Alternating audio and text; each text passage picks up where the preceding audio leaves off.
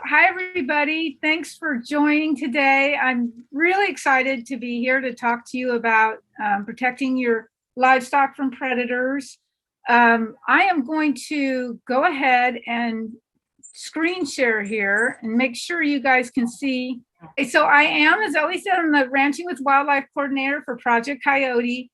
And I'm really excited to be here and to talk to you guys and hopefully come up with some ways that you guys can keep your livestock safer. I know some of you have experienced some conflicts lately. So my goal is that you leave today with some new ideas about how to protect your livestock.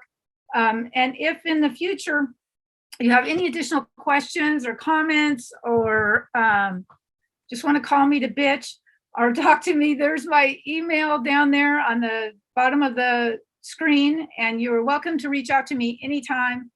I love helping with these issues, so I'm happy to do so. So let me see. Okay, there. I want to make sure I had this in the right order. I am the Ranching with Wildlife coordinator. My husband and I live and work on a cattle ranch where he's managed the cow-calf operation for over 25 years. I was a professional horse trainer before this, and I've spent my entire life working with animals in one capacity or another, pets, livestock and wildlife, all of them. And so it's about all I know. So it's my one area of expertise, and I'm going to share at least some of it with you. So we have a cow-calf operation, or we don't have, my husband manages the operation for the ranch owners. And we've raised thousands of calves alongside lions and coyotes and bobcats and all sorts of predators. And we've never killed a single predator, and our losses are pretty low. So we're happy about that. And Project Coyote, I'm just going to tell you a little bit about it. We're a national nonprofit, and I got involved with Project Coyote, and we're based in Mill Valley. And I got involved with Project Coyote when I retired from horse training in 2012, because I've worked on ranches my whole life, and I've seen so many conflicts happening. And I always thought, I saw lots of wildlife killed, lots of livestock killed, and I knew a lot of it didn't have to happen. So, and I've always been really fascinated with human and wildlife conflicts. So I thought when I retire from horse training, I really want to devote my time and energy into studying these issues. And in my research, I found Project Coyote, and I was really impressed with their the work they did, and the Science Advisory Board, which they have like 12 of the top wild canid scientists in the world. So we promote compassionate coexistence between humans and wildlife. And we advocate for all native carnivores.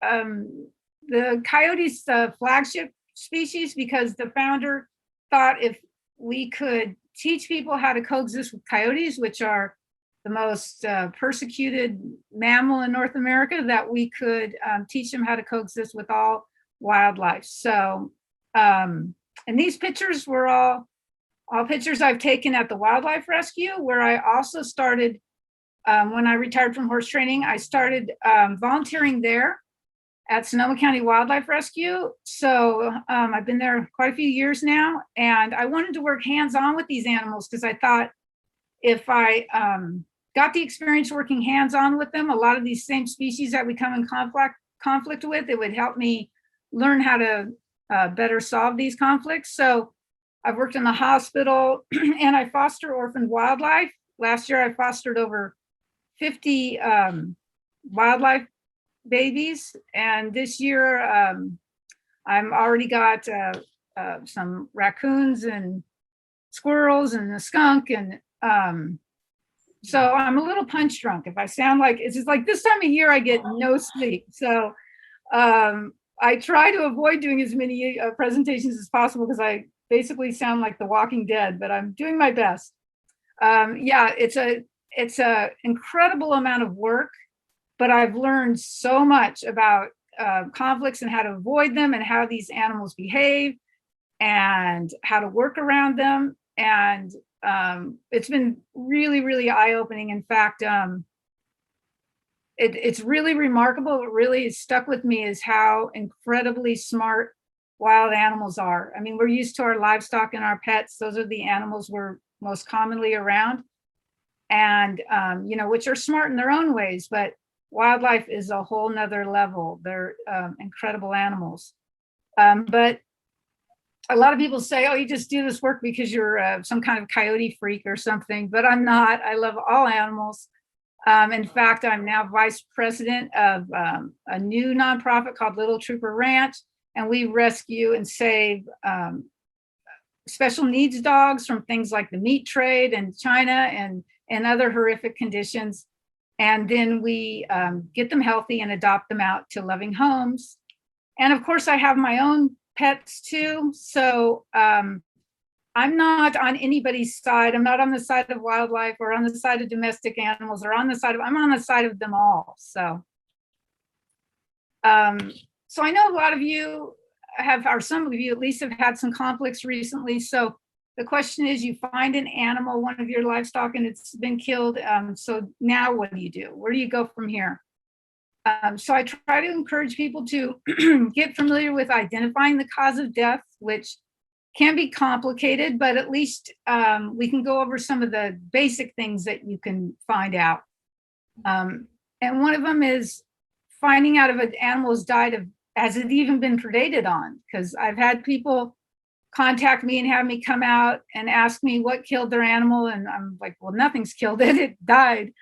And one of the ways that you tell that something just dies is because if you look around this body, obviously there's no, I looked at both sides, there's no punctures, no abrasions, nothing to indicate that this animal was attacked.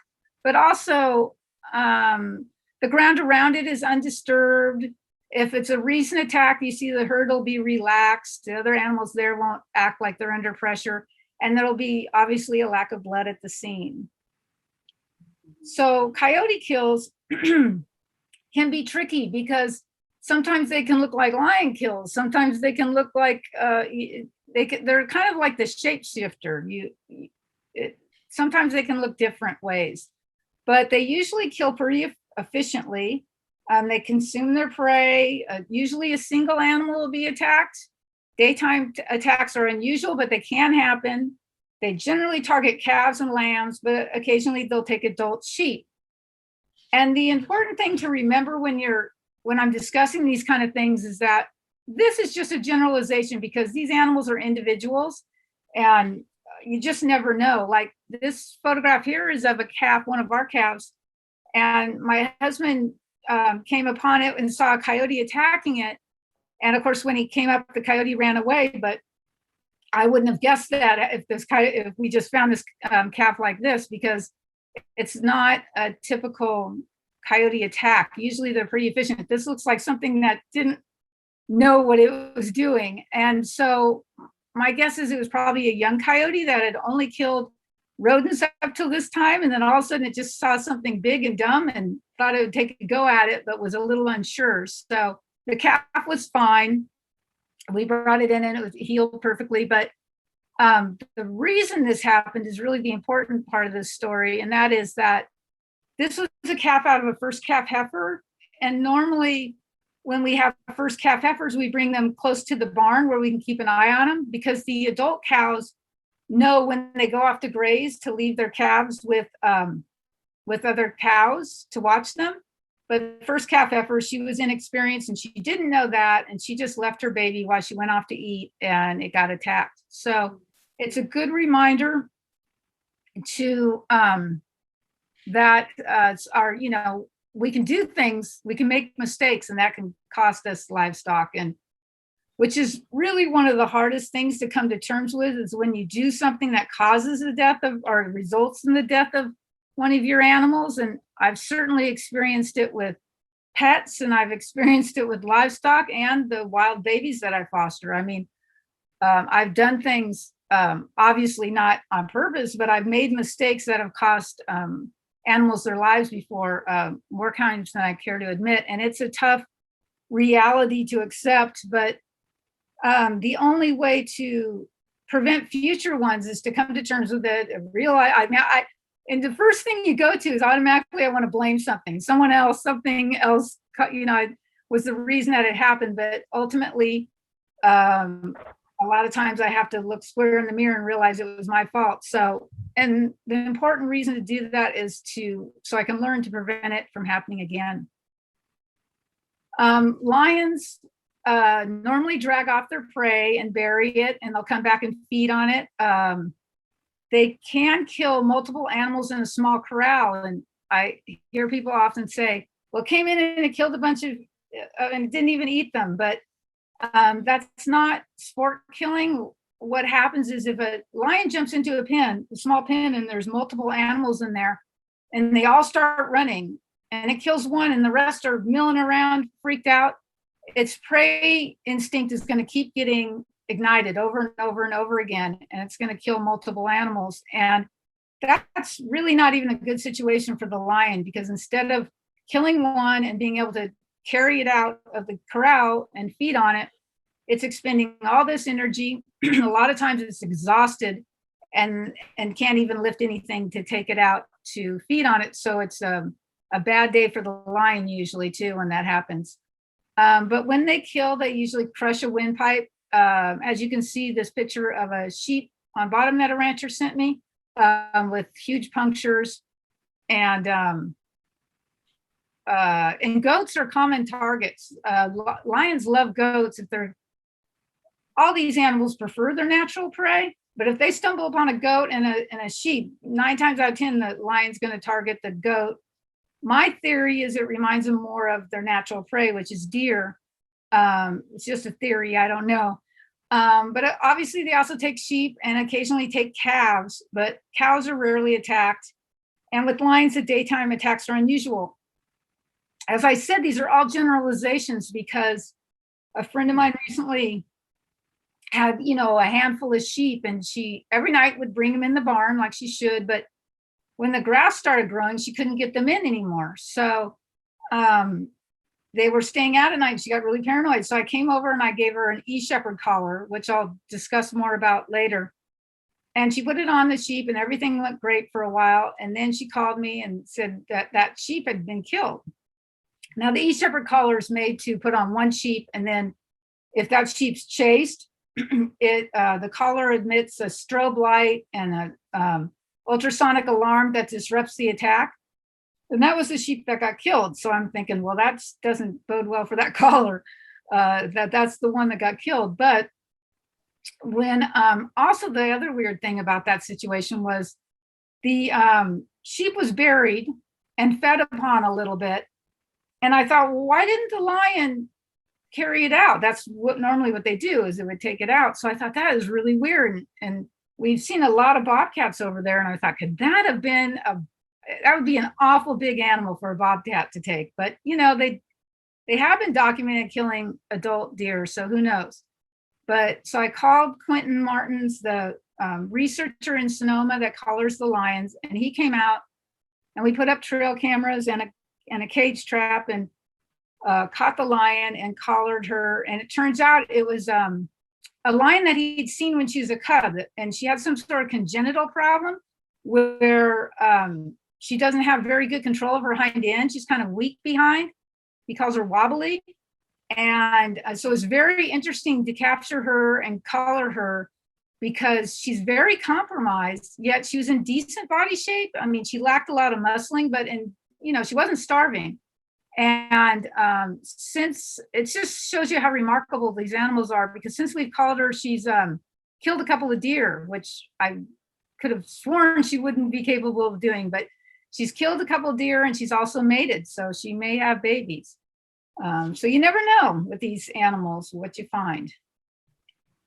So dogs are, we don't have this as a big problem out here, not like in some places where they have big problems with feral dogs, but dogs scenes are usually really easy to spot, because they're a huge mess. They'll attack multiple animals, maul multiple animals, and they'll attack any size livestock, day or night. And if you come upon the scene shortly after attack, the whole herd will be very stressed. So those ones are pretty easy to ID. This picture here, the one of the dog, this was in the UK.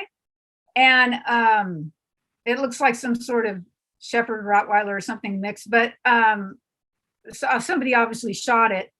But out here, I think it's just more a matter of what kind of dogs run feral out here more than what breeds are likely to attack. And because I think any dogs when they pack up are likely to chase anything that runs if they're semi-feral.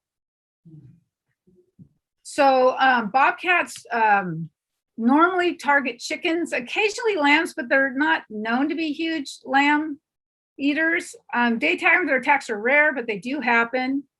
They can climb, which is obvious, right? But you forget about that when you're protecting things like when you're building coops and stuff. And sometimes those little overhangs and limbs can be big problems if a bobcat can jump into somewhere from them. And it may carry off its prey and bury it. Foxes target chickens and lambs. Actually, just the red foxes, I think, are mostly the ones that kill lambs. Gray foxes don't tend to be bad about lambs. Nighttime hunters, and the gray foxes can climb. They're very good climbers, which is important to know about chicken coops. Weasels, pound for pound, the most ferocious predator on earth is those little weasels. They are amazing. I remember one time at the wildlife rescue. It was the first time I'd seen a little weasel. There was like a little baby weasel in one of the cages. I'm like, oh, dang, that thing's really cute. And I thought, it's so small. I'll just put on a little glove, and catch it because I had to do something. So I put on a little glove and I grabbed it, and that thing went through the glove like a knife through butter. It was just no problem. They have needle sharp teeth. They're ferocious. And they can fit through really, really tiny little slots. And they may kill multiple animals. Those are the type that'll go into a chicken coop and kill many animals. They're just big, big hunters. And they can go through a flock and, your whole thing of chickens in no time. Raccoons, it's important to realize that they can reach through wire. So if you're using chicken wire, it's actually horrible for chicken coops, ironically, because raccoons will reach right through there and grab chickens.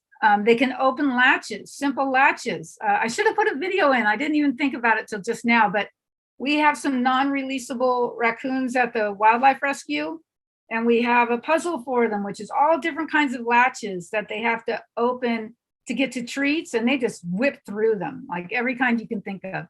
That would be a great spot to put that video. I didn't even think about it.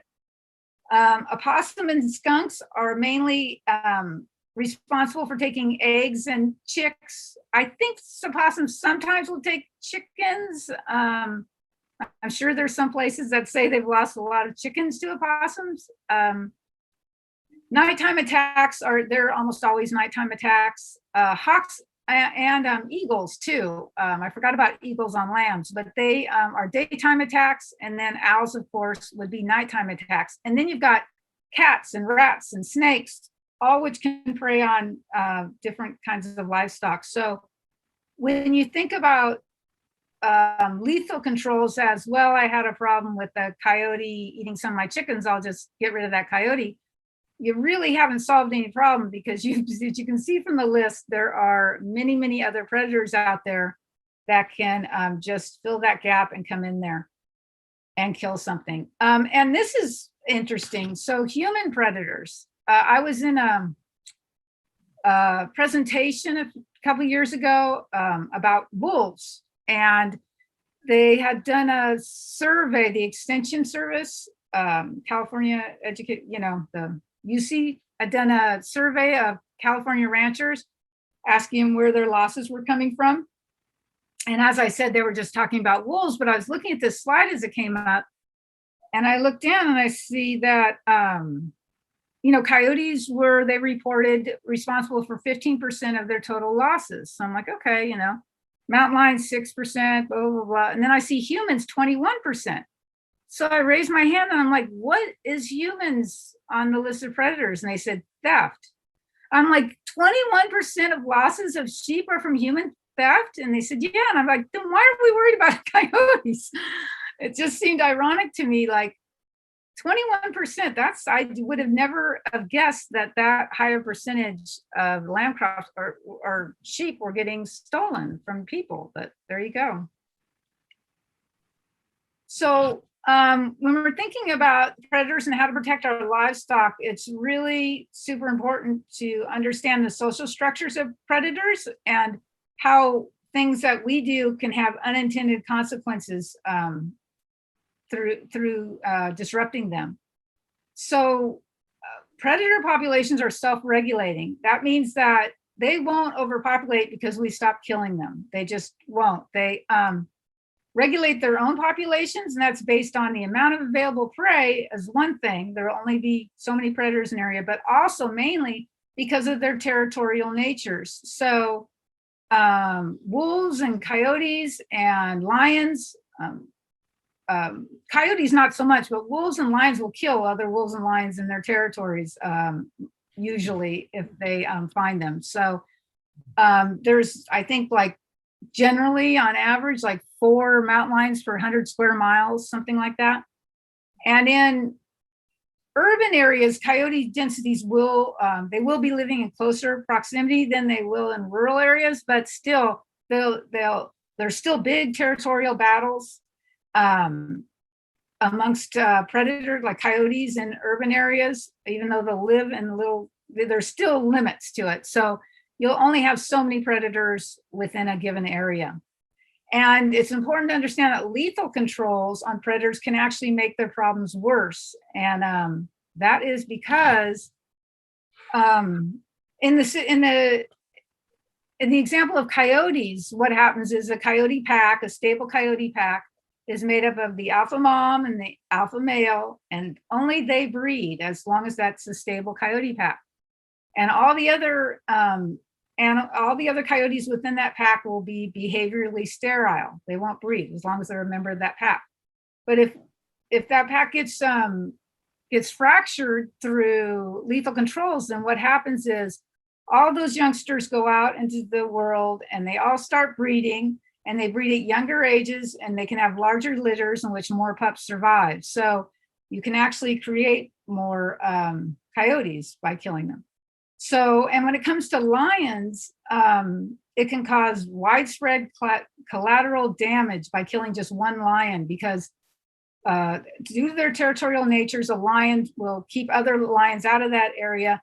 If you kill that lion, younger lions can move in, and we know that those of you that have teenagers, that if you leave them unsupervised, if younger animals come in, they're more impulsive, they're less likely to target their natural prey, and it could result in more conflicts. So the bottom line is, when you use lethal controls on this, which is a coyote with showing its normal litter size of about 6, you can end up with this. You can end up with huge litters. Or as the saying goes, if you kill one coyote, 2 will show up for its funeral. So lethal control. So the considerations we want to think of when it comes to lethal control. So let's say you just go, whatever to all this, but I think I have an animal I need to kill, or a predator I need to kill. There are a lot of things to consider before that action is taken. If it's a bird of prey, it could be the Migratory Bird Act. It's a federal law. You can't just shoot an eagle or a hawk or whatever because it's eating your chickens or your lambs. It's a federal law. You'd have to get approval through a permit through the Department of Fish and Wildlife. And of course, by the time you get that done, that eagle or hawk is long gone. But trapping laws, there's a lot of laws regulating how we trap. Number one is, if you do trap, of course, foothold leg traps are illegal in California, but let's say you want to cage trap something, a raccoon that's bothering your flock.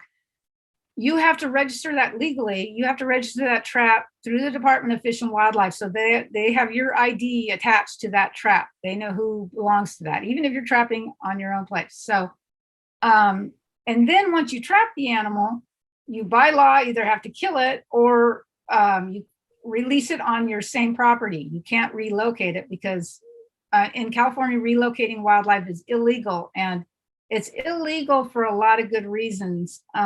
It displaces dependent young. It spreads diseases to new areas, and mainly most relocated wildlife dies within the first few months from territory disputes, from trying to get back to its original territory, things like that. So it's a really bad idea. A lot of people think they're doing some kind of kindness to an animal by relocating it, but it's just a slower, horrible death. Discharge of weapons. Let's say okay, well, trapping sounds complicated. I'll just shoot it. Well, that gets complicated too, because obviously you can't shoot within 100 yards of a dwelling or 150 yards. You can't shoot across roads, blah, blah, blah. And if you're in within city limits, there's, of course, discharge of a firearm is usually illegal. There's different state, federal, county guidelines regarding what's legal with that. But also, you got to consider the species that you want to get rid of. For many of them, like the lions, the eagle, the birds of prey we talked about, and you need depredation permits through the Department of Fish and Wildlife to allow you to take that animal. And once you get that, then you can kill it yourself, or you can hire a professional trapper, and that can be a mixed bag. We've had tons of stories about professional trappers. Not that there's not ones that try to do, work ethically and do their job ethically, but you just have to be careful if you're going to hire one to know that they're really doing the right thing. A lot of them tell people that if they cage trap, they tell them they're releasing the animal in the wild, and the person thinks that they're doing the right thing, and then the trappers kill them. They're required by law to kill them. This is just last year, I think, there was a story of a trapper hired by a golf course to get rid of a coyote, and he trapped it with a leg hold trap and then shot it 12 times with a pellet gun to kill it. It was horrible. And if you use snares, you can set snares yourself, or you can have a trapper set snares, but dogs get caught in them all the time. I've rescued dogs out of coyote snares. And also, coyotes don't always get snared the way they should. So sometimes it's a slow, horrible death. I've taken coyotes out of snares where they're snared around their waist and been for hours and hours and hours. Horrible things. So that's tricky too. So livestock gets caught in snares, everything. So, and also the important thing to remember is it's almost impossible to get the problem animal. Most are long gone by the time you start trapping or go out there to shoot it. So non-lethal methods, what are the advantages of them? Well, they're proactive, meaning you use non-lethal tools before a problem started, whereas lethal controls, you use them after you've already lost an animal. Non-lethal tools, they're better for the environment. And nowadays there's a lot more public approval for them. And I think that's only going to continue, that trend where people are demanding more and more humane treatment of wildlife, which I agree with. And it's important to remember people often kill, I know people that kill coyotes every year, what they call mow the lawn, before lambing season or something. And they'll just go out there and kill any coyote they can find. And they do this year after year. But if you give them a non-lethal tool and then they ever lose another animal, they're like, that piece of crap doesn't work. And I'm like, but you go out and you kill them every year. Why do you consider that successful? So you don't want to hold non-lethal tools to an impossible standard of perfection. There's an old saying that if you're going to have livestock, you're going to have dead stock, and that's the truth. So there's no magic bullet, and it's important to remember that each ranch is different, each property is different, and you'll have unique challenges based on that. All right, I'm not going to go into this much because it's so complicated, and it's way beyond the scope of this about fencing, but I just wanted to point out that if you decide that you want to do something with fencing, it's great. It's your first line of defense, and it's good to consult with. You can consult with the Farm Bureau or the Ag Extension Service or fencing contractors or the fencing companies themselves about strategies to best protect from predators. And there's a lot of great choices out there. So I always encourage that. Good fencing is great to have. It's good to keep in mind to try to keep it as wildlife friendly as possible. You don't want deer getting caught in the fencing, or wildlife getting caught in the fencing, or to close off any kind of migratory paths, things like that. So hobby farms and yards, we lose more lions to depredation permits in California than are sport hunted in every state, so in different states. So, and the vast majority are from hobby farmers, because a lot of these people just don't, they've got a handful, they moved out somewhere and got a few acres, and they don't really know that much about livestock or predators, and they're a little bit unprepared. So they don't really know how to protect them. But the good news is that with small operations, there's really easy to protect your animals. This picture down below on the bottom right is of a lion-proof pen. We'll just call it a predator-proof pen because nothing can get in there. You could throw some sheep in there at night or whatever, and they're completely safe. The only variable is getting them in every night. So, but beyond that, once they're in there, it's completely safe. And as you can see, it has some, it's covered on the sides. We do that. I think that's just shade cloth in that picture. And if you use shade cloth, make sure it's a really high grade, thick one, because the point of that is if you can keep predators' eyes off the prey, it's always better. It takes less stress off your animals. It doesn't let their prey drive ignite, and it keeps things better for everybody. I really, really think that's an important thing to consider, is keeping your night pens covered like that. It's way less stressful for your livestock in case something wanders by, because otherwise they're going to feel trapped with a coyote or a lion staring at them. And those coyote rollers are an awesome product for small pens and yards. And it's just a roll bar that you put on top of a fence line, because when animals jump a fence, even though it looks like they jump right over it, they actually touch the top of the fence and then push off of it. And this just rolls them right back off. And you can make ones yourself using PVC pipe. And I'll show you a little video next about how they work. And there's dig defense. Back in the day, we used to have to trench all around corrals and stuff to keep animals from digging under. And now they make a product, and it's just sections of galvanized rod. You can just hammer it right in the ground. Super easy. So this is just a short video to show you how this is not Coyote Rollers, but it's a brand, same idea, different brand.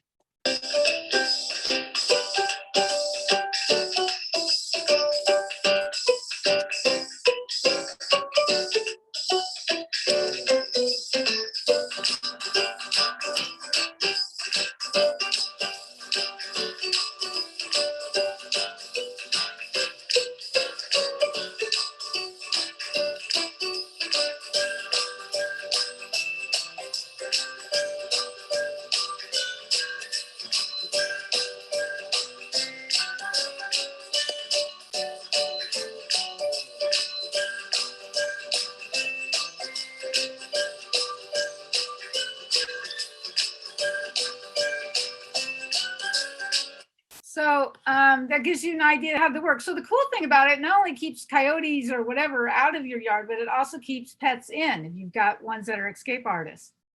So some of you might have paddocks that are too large to cover. It's not cost effective. And this corral here on the left, I think, is made out of pallets, which is pretty cool. But then I suggest taking any kind of canvas, or again, some thick shade cloth, and covering the sides, because not only does it keep the line of sight away from predators and keep your livestock calmer, but bobcats, no predator likes to jump into a corral. Lions, none of them like to jump into a corral or any place where they can't see how they're going to get out. So if they can't see in, they're going to be way more hesitant to jump inside, because they don't know if there's an escape route. So it's not foolproof, but it's certainly a wise thing to do if you have that situation. These pictures on the bottom are my outside enclosures for the wildlife when they get a little bit bigger and ready to go outside. And I have them, even though they have roofs, I still cover the sides to keep things from looking in at them and keep them relaxed. So guardian animals, again, is another one of those big topics, right? I mean, there's a lot to be said about it, but so I'll just give you a brief rundown. So llama and donkeys are great because you don't have to train them. That's a pretty big upside because it can take like 2 years to train a dog and they have short lifespans. So there's not a lot of, dogs are awesome. It's just that you have a shorter usability period than you would for a llama or donkey. But like with dogs, you can't assume that everyone's going to be a good livestock protector. So it's a mixed bag. If you can find someone that sells llama or donkeys as guardians, and they'll give you a trial period, that's worth exploring. The downside to llamas and donkeys is lions might kill them. Whereas with dogs, they're less likely to attack a dog. So just something to think about. This is a short video on livestock guardians. So is there any way to manage coyotes? Some people, like sheep farmer Maggie Jolson, believe they found a natural technique. The old-fashioned way of controlling coyotes is with a gun. But I believe a lot of ranchers and stewards of the land are changing at this point. And they're doing it by putting guard animals such as burros or donkeys, dogs and llamas in their flocks. All the different guard animals do different things. The burros, the male burro has a tendency to chase away the coyotes. The female burro pretty much stays within the herd. Then my llama, the llamas just don't like dog-like animals.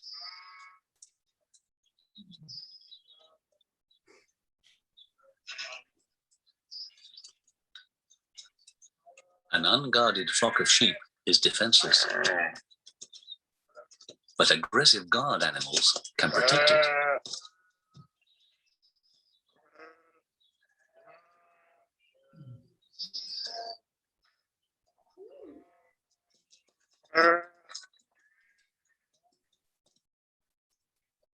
The coyote is harassed until it is confused and eventually looks elsewhere for a more predictable meal. With all of them up here, I feel fairly safe.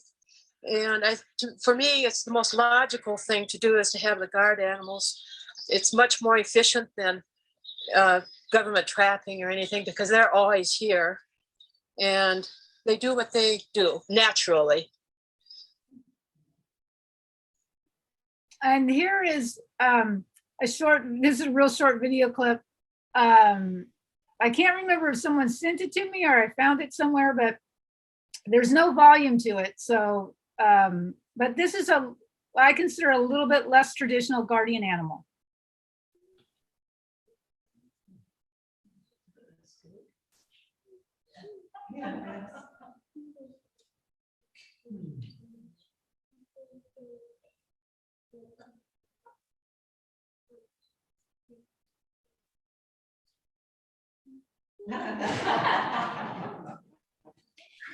Nobody messes with guns. Nobody.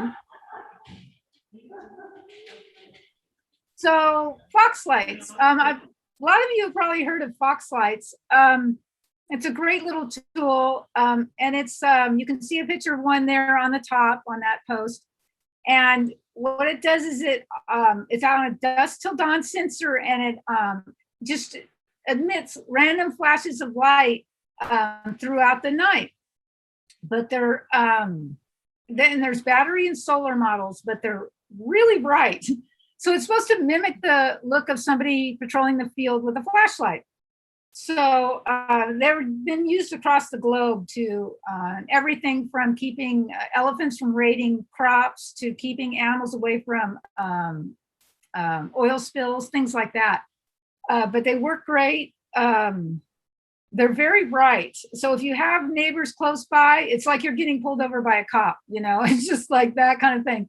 So if you have neighbors close by, they might not love them, but because they're visible like up to a mile, I think. But if you're in a real rural spot, it's especially helpful because one, the wildlife's not used to lights as much as urban animals are more desensitized to it. And also you wouldn't have neighbors to get pissed off at you. But you don't want to leave them out year round. You want to use them thoughtfully because eventually these scare tactics, the wildlife will habituate to them. But if you use them, like let's say lambing season to help your dogs, that's a great use for them. I did testing for Project Coyote, testing in Marin and Sonoma counties on fox lights. And I put them out at some ranches. Every rancher bought them after the test period. But one rancher said, I really like them but I did lose a couple of lambs. And I'm like, really? He said, yeah. So I put up trail cameras at all the sites where I had the fox lights. So when I retrieved the trail cameras and I looked at the footage from his camera, I saw that the lambs he lost actually had slipped under the fence and gotten out. As you can see in this bottom picture, is when the lambs had already gotten out. And I guess they disappeared shortly after that, never to be seen again. Very sad, but nothing that could be blamed on the fox lights. They can only be successful if the animals are actually in the corral. But a single one of these lights will cover about 20 acres unless it's super hilly or super heavy brush. They're cover a lot of distance. So the East Shepherd collar, I kind of told you about that with that friend of mine who's the sheep got killed with the collar on, but the battery was dead, which is the downside of these collars because they're from Africa and they were invented to protect livestock from leopards and stuff like that. And they disrupt the attack because of the sheep. You put it on one sheep in a flock, and if the flock is disturbed and the sheep start running, it emits a strobe light and an alarm that disrupts the attack. So one collar will protect about a dozen sheep. The downside, of course, is if you need the battery replaced, you have to send it back to Africa, which is a big hassle. But it lasts a long time. I think that collar lasted well over a year, and they're about it was a long time ago when I bought them, but I think they're like $100 some bucks. Okay, so husbandry solutions. There's a lot of things we can do just by changing a few things that we do with our livestock, and the main one being human presence, right? Like nothing discourages attack more than human presence around livestock. So if you have livestock and you show up at weird times and you move through them a lot, that's going to help a ton. And if you avoid grazing your animals in areas with dense cover, because that's predators don't like to be out in the open. So they like to hide under dense cover, find some prey pretty close by, and then skedaddle. So if the prey's in a wide open area, it's more unnerving for them. So in the calf and lamb and barn, bring in your cows as close as you can, and lamb in protected areas like barns. That's obviously ideal. Flurds just means adding cows to a sheep herd. That can be effective. Some people swear by roosters and goose to put in with your chicken flock. I don't know a lot about that, but I have seen some really mean roosters. But I think sometimes maybe the upside is the rooster will sacrifice itself for the chicken, so you lose one rooster or something. But and bury if you get something killed or die, bury it so it doesn't draw in other predators, and bring in sick and orphaned animals into the barn. Find them and bring them in. So poultry, this is a big one, right? I mean, the chickens are a pain in the butt because everything loves them. So you have to have, if you're going to have poultry, I mean, free range sounds great, and you can have a type of free range, controlled free range, let's call it. But if you're going to free range them, it's going to be a free for all. People will say, well, I've done it for years and I've only lost a few. Well, it's just a matter of time. Eventually you will. So just count on that. It's so ideally what you do is you have a completely predator-proof chicken coop with a automatic door that, the chickens are trained to go in at a certain time and out at a certain time, so you don't have to be there twice a day to let them in and out. And during the day, you could have an area run. Woven hot wire works great. It doesn't protect from aerial predators is the problem, but you can do what I call making hawk teepees. That's just taking brush like Christmas trees or tree limbs and stuff and making little teepees that they can hide under from aerial attacks. But in a perfect world, what you do is have the coop and everything completely enclosed, like these two pictures on the bottom.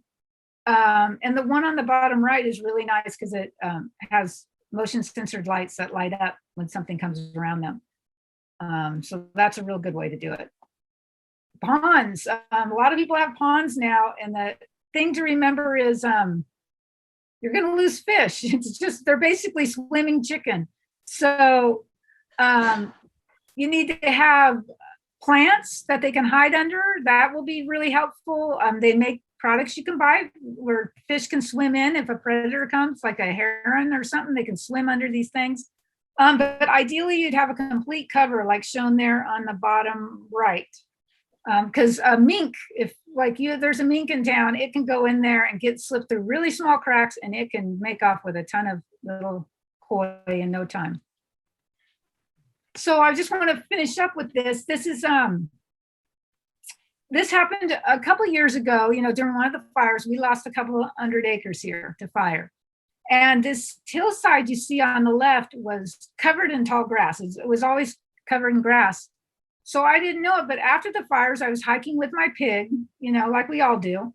And I noticed that there was a coyote den there, which is not surprising in the sense that we have a lot of coyotes, so we know they're around, but it was from the location because it was situated right above our corrals and our barn where we bring in our most vulnerable livestock, like our bummer calves. We bring in that barn to bottle feed them, and they hang out in those little corrals. So right on this coyote's deck, front porch, was our bummer calves all these years, and we've never lost one from a coyote in those corrals. So it's a good reminder that just because there's predators around doesn't mean they're going to attack your livestock. If you take mild precautions, most predators stick to their natural prey when given the chance. So it's a small percentage that will even be willing to attack livestock. And the other picture is just my 400-pound pig trying to fit herself in the coyote den, which she couldn't make it. So I like to finish with this quote because I think it's a good way to look at this philosophically when you're raising livestock around predators. And there's a quote from Ronald Reagan that peace is not the absence of conflict, it is the ability to handle conflict by peaceful means. So hopefully that's what we kind of learned some of that today, I hope.